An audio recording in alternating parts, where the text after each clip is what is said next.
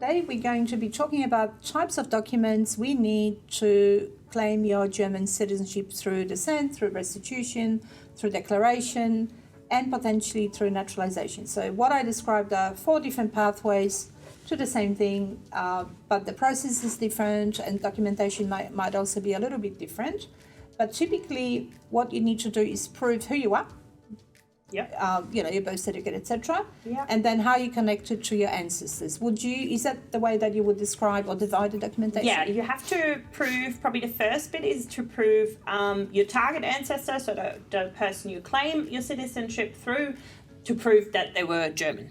So that has to be a direct ancestor, by the way. It can't be an aunt. Yes, Mm-hmm. So your direct lineage, and then you have to prove through the way down to you that you are the person you say you are, and that it's like a domino effect, really. You start with your target ancestor, and then you have to get the vital records through on the paper, next generations. The application isn't online; it has to be provided on paper, and everything has to be apostilled, etc. Yes. So the vital records have to be either originals or duplicates, so certified copies.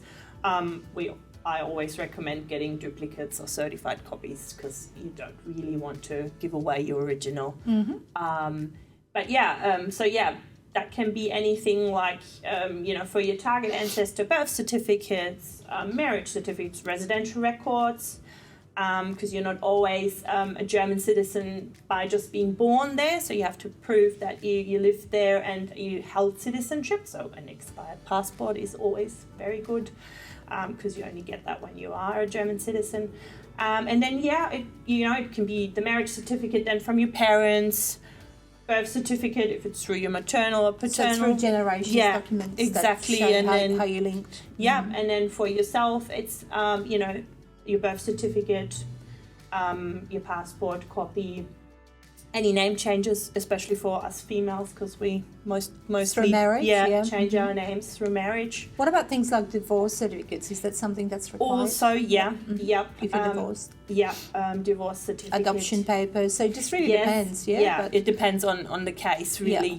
But if there is significant changes, you have to verify them that it's all correct. Mm-hmm. And for the more challenging pathways to citizenship, like restitution or naturalization, what sort of documents would you need to provide? So restitution is probably a little bit more, especially the person that was persecuted. So you have to prove that. As an example, if your grandfather was of Jewish religion, you would have to prove this. This could be, on the birth certificate, on a passport. Also in archives, if something...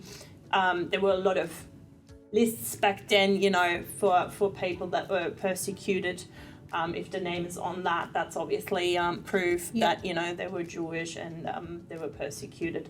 For naturalization, that's a completely different I know. subject. We might talk about it another time, but essentially it's a bit more. That's the only pathway that requires language and accomplishments and all kinds of information that shows who you are as a person and whether you're worthy of citizenship. It's completely discretionary, right? Yes, and it means you might not be eligible for the other pathways, and this is why you're considering naturalizing, because whatever reason you might want to work in Germany, live in Germany, and that's a more complicated way. Yeah, and Marina, in terms of the restitution pathway, how flexible is the German government in terms of what they accept as proof of persecution, because there are categories of people that fall under that.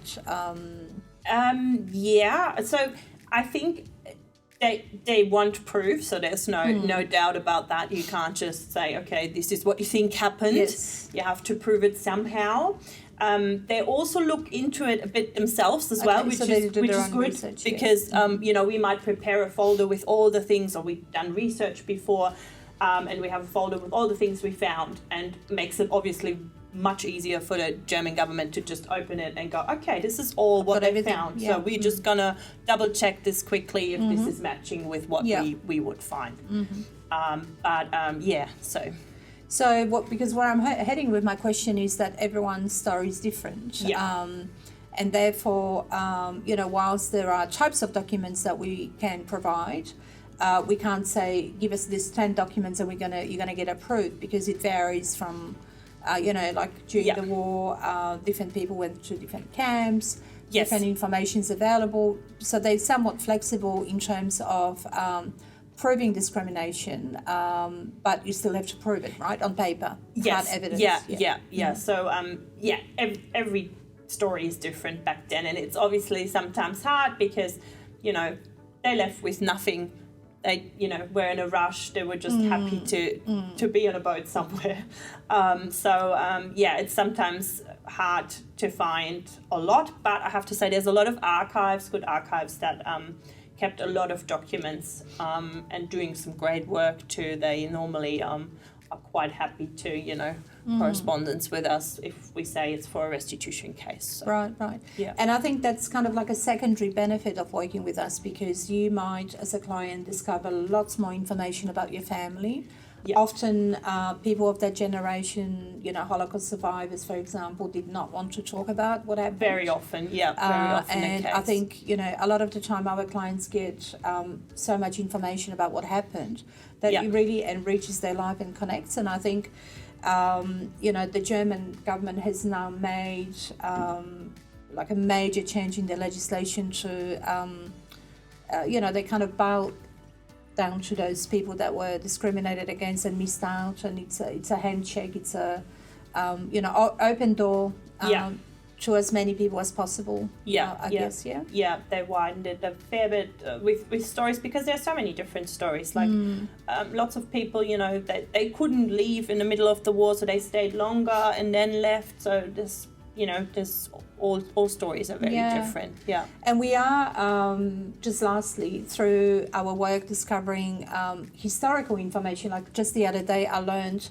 that some people, and I was completely shocked, and I've been doing this job for 20 years, that some people were able to escape to Bolivia in 1941. Like I was just so extremely surprised, because I thought that people were basically locked in Europe, and that was it. But there were efforts at rescuing people, and it's only now that they come to light. And I think part of the research that we do informs the context of what we do, I guess. That's very heartwarming stories, how people got out and who helped. And there's definitely a lot of things you can discover while we're researching, because most of them don't like talking about it. Or they're no longer around to tell us. So on that note, Marina, thank you. If anyone is interested in exploring the potential for German citizenship, she is the person to speak with. There's an entire team of people that work behind the scenes, but Marina can be a conduit to finding out more, and also learning about whether you can reclaim your citizenship. And if you can, then we'll give you all the information that you need. Yes. Brilliant. Thank you.